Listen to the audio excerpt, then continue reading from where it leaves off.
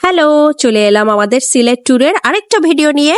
And আজকেও আমরা সিলেটের দুইটা স্পটে যাব। এই জন্যই ঘুম থেকে উঠে সকাল সকাল চলে এলাম নাস্তা করতে। এন্ড আজকের নাস্তা আমরা করছি সিলেটের স্কয়ার হোটেলে। এই হোটেলটা আহামরি তেমন কিছুই না, হোটেলটা হচ্ছে হুমায়ুন চত্বরে। বাট হোটেলটা এত রানিং, এত বিজি একটা হোটেল যে কখনোই এখানে নিরিবিলি পাওয়া যায় না। আর বেসিক্যালি এখানে নাস্তাটা খুবই মজার ছিল। আর নাস্তার থেকেও এইখানের চাটা, ও মাই গড, এত মজার। আমি বলবো যারা আপনারা সিলেটের হুমায়ুন চত্বরে আসবেন, স্কয়ার হোটেলে একবার হলেও এই চাটা খাবেন। আই হোপ আপনারা আশাহত হবেন না। তো এরপরে আমরা রাতারগুলের উদ্দেশ্যে ফার্স্টে রওনা দিয়ে দিলাম। এন্ড যাওয়ার পথে আমরা সিলেট শহরের মাল্লিছেড়া চা বাগানটা না দেখে গেলে কি হয়, যেহেতু এটা উপমহাদেশের সব থেকে প্রাচীনতম এবং সব থেকে বৃহত্তম প্রথম প্রতিষ্ঠিত চা বাগান। 1849 সালে 1500 একর জমিতে লর্ড হাডসন এই চা বাগানটি প্রতিষ্ঠিত করেছিলেন।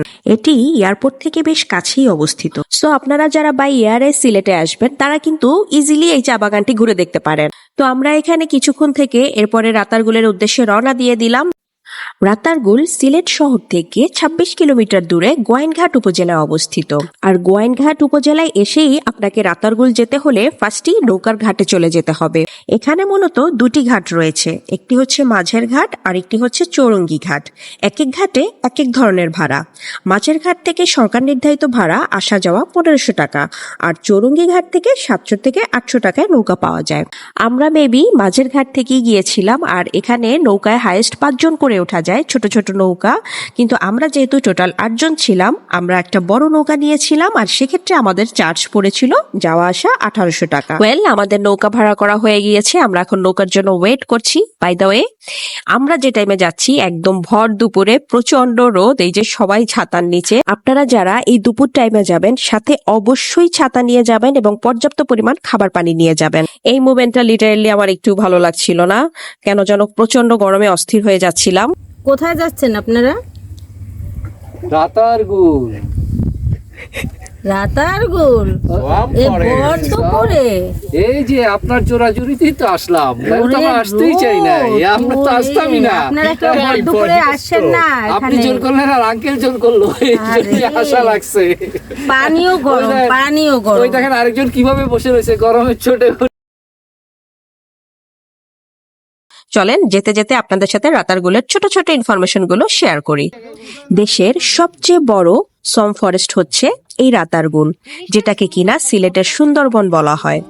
আবার অনেকে এটিকে বাংলার অ্যামাজন বলেও অভিহিত করে থাকেন।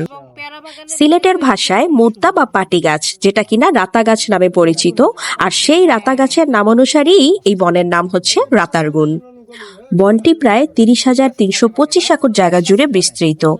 এই বিস্তীর্ণ এলাকার 504 একর জায়গায় রয়েছে বন, আর বাকি জায়গা ছোট বড় জলাশয়ে পূর্ণ। এখানকার গাছপালা বছরে 4 থেকে 7 মাস পানির নিচেই থাকে। বর্ষাকালে এই বন 20 থেকে 30 ফুট পানির নিচে নিমজ্জিত থাকে। বাকি সারা বছর পানির উচ্চতা 10 ফুটের মতো থাকে। বর্ষায় জলে ডুবে থাকা বনের গাছগুলো দেখতে সমগ্র বাংলাদেশের বিভিন্ন এলাকা থেকে টুরিস্টরা এসে ভিড় জমায়। আর তখন গাছের ডালে দেখা মেলে নানান প্রজাতির পাখি। আবার তখন কিছু বন্যপ্রাণীও আশ্রয় নেয় গাছের ডালে।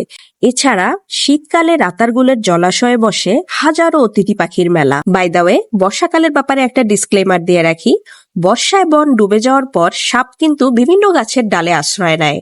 সো যারা বর্ষাকালে যাবেন এই বিষয়ে একটু সতর্ক থাকবেন। এছাড়া এখানে জোকেরও অনেক উপদ্রব আছে।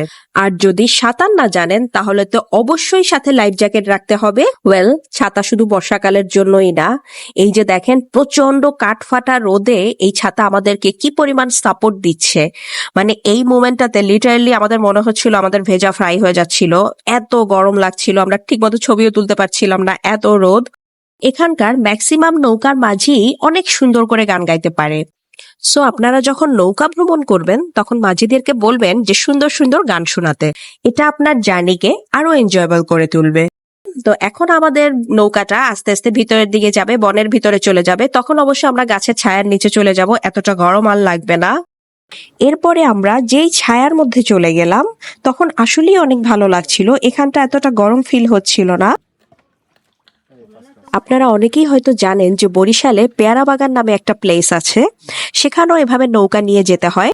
অনেকে আবার রাতারগুলকে পেয়ারা বাগানের সাথে কম্পেয়ার করে ফেলে, কিন্তু আমার কাছে রাতারগুলটাকে মাচ বেটার মনে হয়েছে। অ্যাকচুয়ালি এই গাছপালাগুলোর ধরন টোটালি ডিফারেন্ট।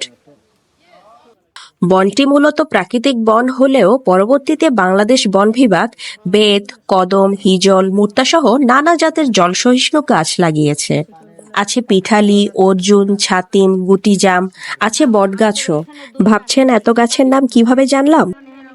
আসলে জানার ইচ্ছা থাকতে হয়। আমি সাধারণত কোনো ট্যুরে যাওয়ার আগে বা কোনো স্পটে গেলে সেখানের বিষয় সম্পর্কে জানার খুব ট্রাই করি। আর বাকিটার জন্য তো গুগল আছেই, তাই না? Smart solution.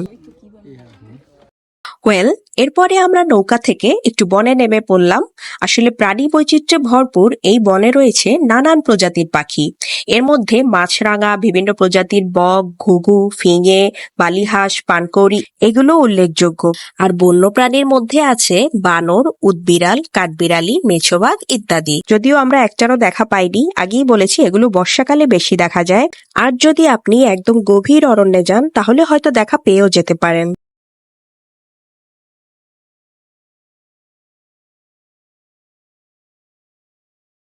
এনিওয়ে, তো এরপরে আবার আমরা বোটে উঠে গেলাম, এন্ড এই মোমেন্টে আমাদের মাঝি মামা আমাদের বোটটাকে 360 অ্যাঙ্গেলে ঘুরাচ্ছিল, যেটা অনেক মজার ছিল।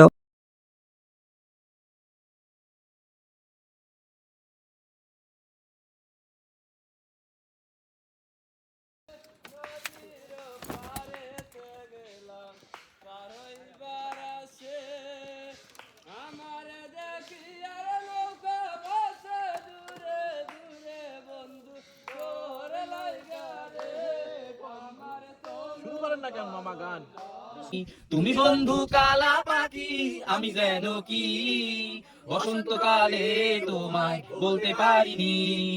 সাদা সাদা কালা কালা রং জমেছে সাদা কালা, সাদা সাদা কালা কালা রং জমেছে সাদা কালা, হইছি আমি মন পাগেলা বসন্তকালে।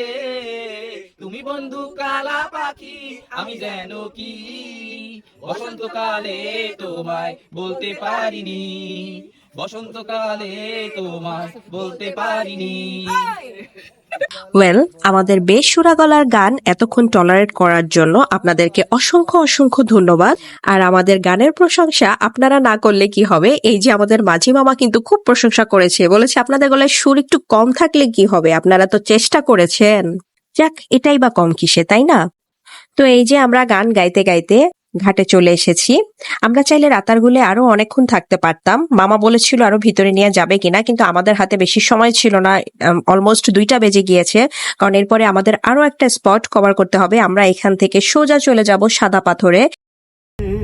ছিলাম শিশু, ছিলাম হারা, না ছিল সংসারের জ্বালা, সদাই থাকিতাম মায়ের সঙ্গে। ছিলাম শিশু, ছিলাম হারা, না ছিল সংসারের জ্বালা। গান শুনতে শুনতে আর সুন্দর ভিউ দেখতে দেখতে এই যে আমরা এখন ভোলাগঞ্জের উদ্দেশ্যে রওনা দিয়ে দিলাম। ওয়েট এ মিনিট, সব কি এক ভিডিওতেই দেখালে হবে? সাদা পাথরের জন্য তো আমার নেক্সট ভিডিওটা দেখতে হবে। বাই দ্য ওয়ে, আমার ভিডিও যদি আপনাদের ভালো লেগে থাকে তাহলে বেশি বেশি লাইক, কমেন্ট এন্ড শেয়ার করবেন। See you on my next video. Till then ভালো থাকবেন, সুস্থ থাকবেন, আর বেশি বেশি আমাকে সাপোর্ট করবেন। আল্লাহ হাফেজ।